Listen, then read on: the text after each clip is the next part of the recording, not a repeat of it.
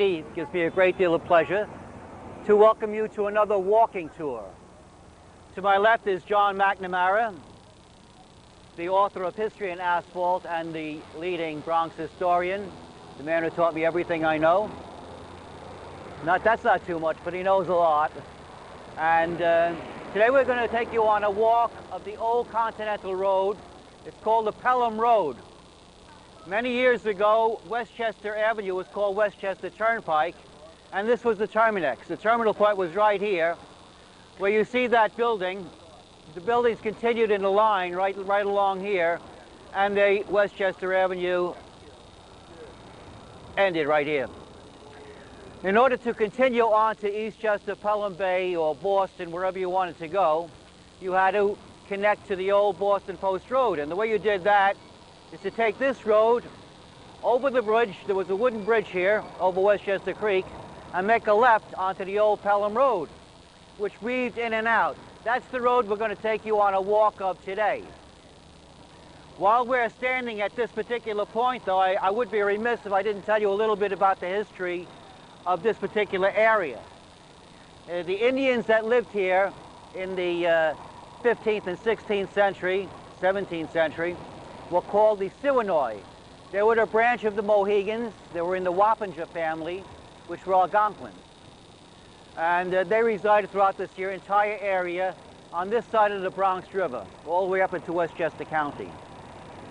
In 1654, a fellow by the name of Thomas Pell bought from the Indians 9,160 acres of property. That's a big piece of land.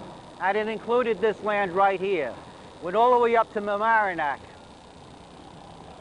This fellow Pell was born in England in 1813, came to America in 1835, set up home in Dorchester, Massachusetts.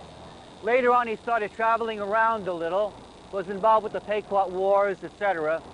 And in 1647, he settled in Fairfield, Connecticut. He had bought some property from a fellow by the name of Philip Pinckney.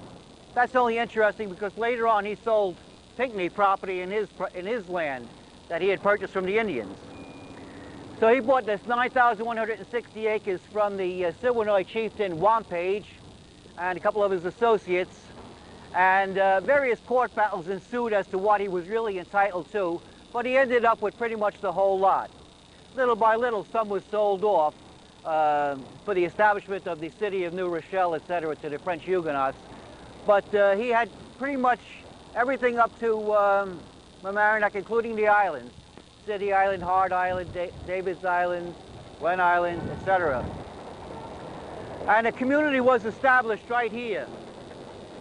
Now this fellow Thomas Pell, he didn't live here. He had a little house here, but he maintained his residence up in Connecticut until the day he died in 1669. I'm waiting for the train.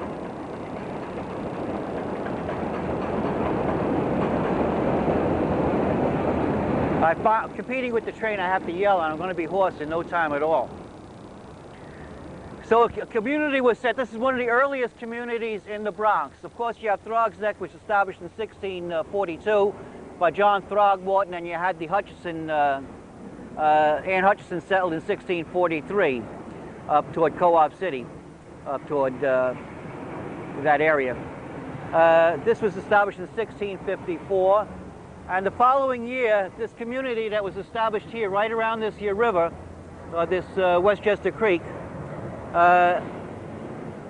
this was Dutch territory, but these were British people who settled here, and this created a little bit of a conflict.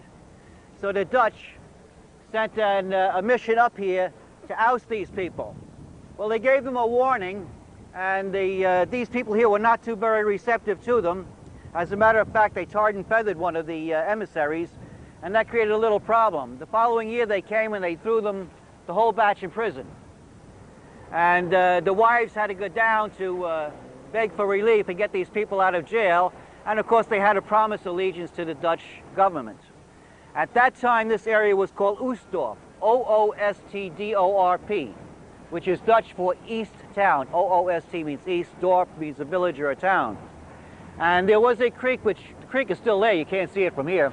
Westchester Creek ran all the way up and right across. There was a little wooden bridge right over here, ran under the bridge and circled around, making anything on that side of the bridge was almost an island. That was Throg's Neck on that side, called by the Dutch Breedland, B-R-E-E-D-L-A-N-D-T. Land of peace, it means. So this was the Dutch colony here, and in 1664, when the British took over, they granted Pell a patent to the land, and he became the lord of the manor. He had married the Brewster widow in Connecticut, but he didn't have any children, so he left this land to his nephew in England, a fellow by the name of John Pell, who was a minister, and he took over as lord of the manor. This was considered a manor because he received manor status. It had to be granted through the British government, who would be Charles at the time. Yeah, you have to remember that this Pell family was very much associated with royalty in England. And Thomas Pell, before he came to America, was a page in the British court of Charles I. Okay, so any questions so far about anything I said about Pell or anything like that? Yes? The Pell family, was that the one with the Bartow Pell mansion? Yes, it's the same family. The same family, and they have a little Pell cemetery outside that. If you haven't been to the Pell Mansion, Bartow Pell Mansion, you should make it a point. It's a fascinating place. And in there they have a replica of the deed for the property. How far did the creek go when it used to keep going through here? It coursed all the way up, over by before Middletown Road on the other side, and then snaked back again. So it went up quite a ways. It created almost an island here. Okay? Any other questions? This is where you get the name Pelham Bay, by the way, and Pelham Parkway, and the town of Pelham, the village of Pelham Manor, North Pelham. They all come from Thomas Pell. Okay? Ham is a shortened word for Hamlet, and Pell is the family's name, so Pelham. Okay, now next I'm going to take you I should talk about mention briefly that right over here, right about here, was the old Ferris house. Just give me a second while I train. As I say, it was called Oosthorpe until the British took over in 1664. At which time it became known as Westchester. It was Oosthorpe because it was the easterlymost village in the Dutch Empire, but as far as the British were concerned, it was the westerlymost, so they changed its name to Westchester.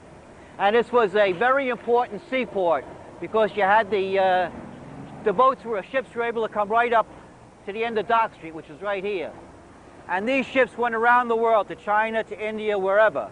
And they brought back exotic spices and trees, and for many of the great estates that were up here, they got their trees right from here, right from Westchester Square, or the village of Westchester at that time.